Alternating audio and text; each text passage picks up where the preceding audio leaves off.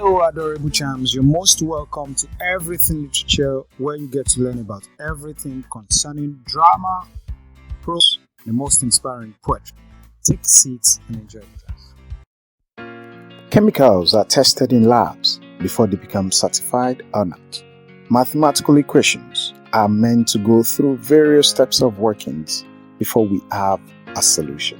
In the field of sciences, every fact has to be subjected to various forms of test and hypothesis before it can be considered as a theory.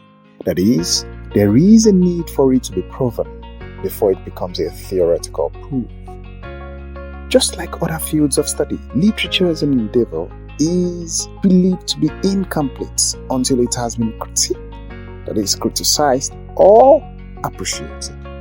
Hence, course for today's class will be on literary criticism and literary appreciation. Basically, the fundamentals, the basic level of what we mean by literary criticism and literary appreciation. Before we delve into what literary criticism and literary appreciation is all about, there is a need to review what we mean by literature. The term literature is used broadly to describe all written works and printed materials that provide knowledge. Books on various subjects, articles, pamphlets, and other written works are examples.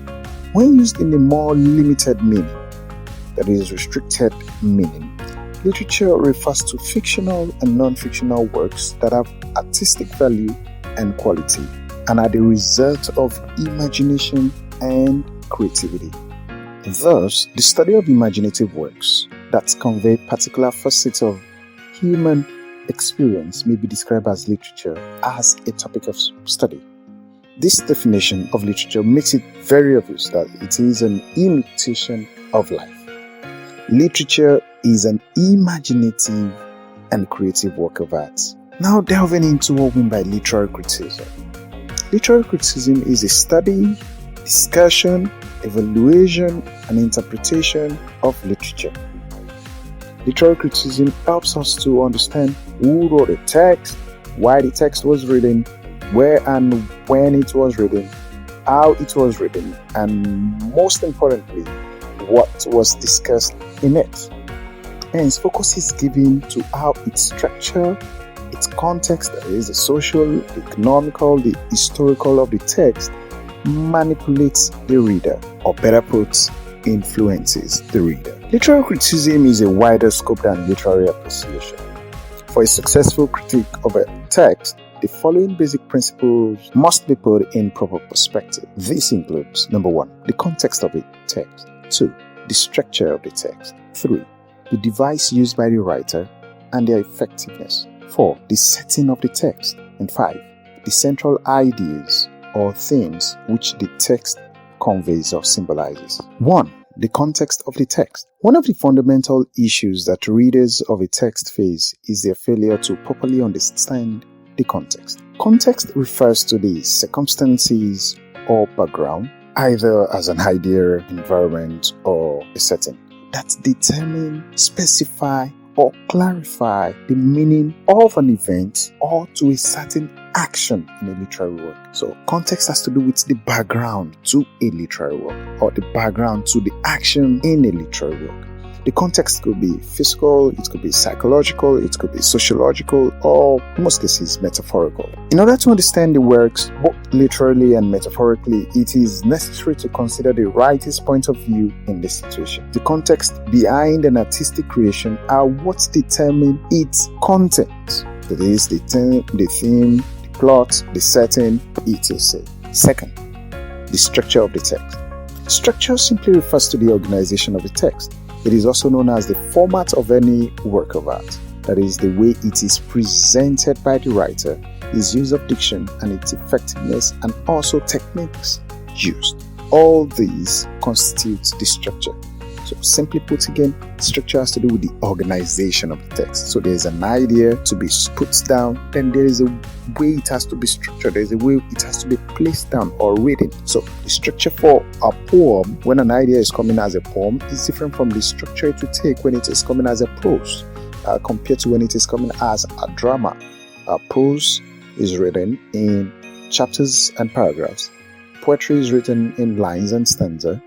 while drama will be written in acts and scenes. So that's more or less like the structure of a text. Sometimes we do not get the correct meaning of a word in a text until we have decided whether it is used literally, that is according to the basic ordinary meaning, or metaphorically, which means applying one form of meaning to another. Hence, most writers make use of both literal and metaphorical words when writing. Due to this, it is very important for readers to have a good knowledge of diction and figurative devices adopted by the writer as a way of appreciating or critiquing the text. Most words convey several meanings or shades of meaning at the same time.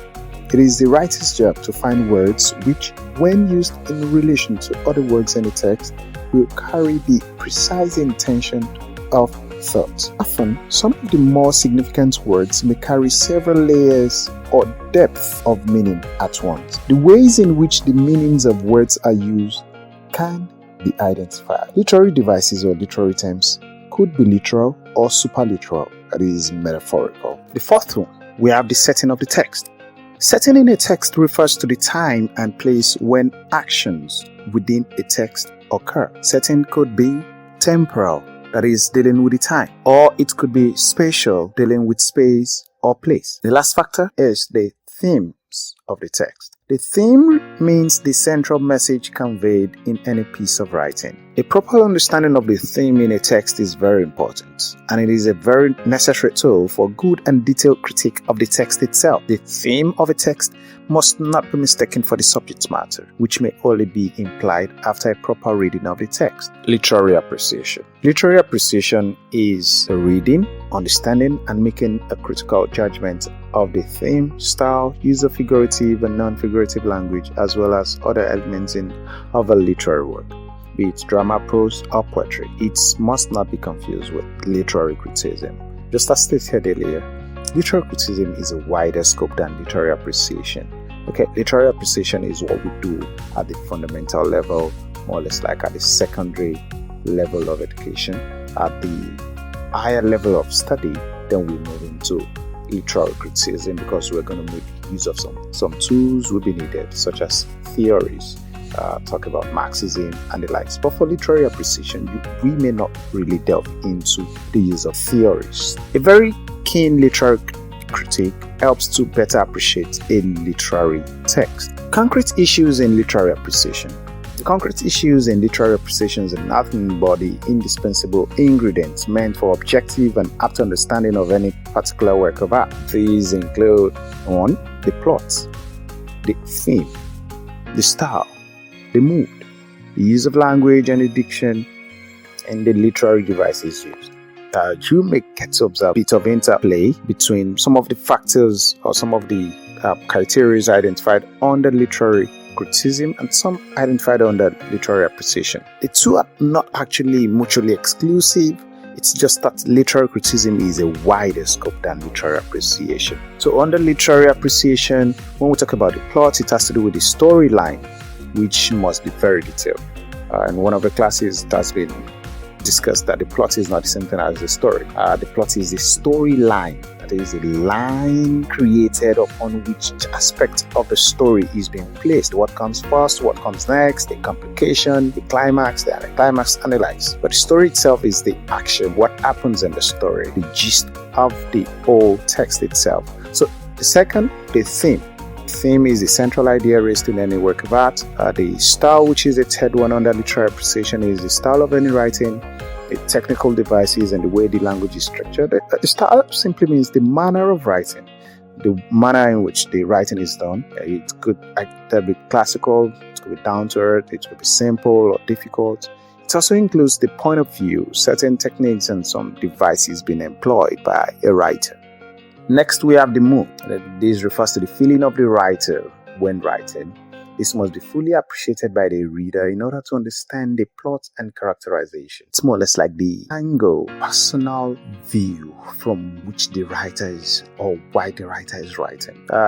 Diction. Diction refers to the effective use of language to carry the theme, the plot, and the mood of the writer. That is just diction has to do with the choice of words. Literary devices used, which must be appropriate so as not to confuse the reader. It must give the reader the opportunity to understand the work of art. This has to do with the literary devices being used, such as the figures of speech, the use of proverbs, and the likes. So in today's class, we've tried to have an overview on what we mean by literary criticism and literary appreciation. We started by having an overview on what we mean by literature again, and literature simply refers to the creative and imaginative work of art.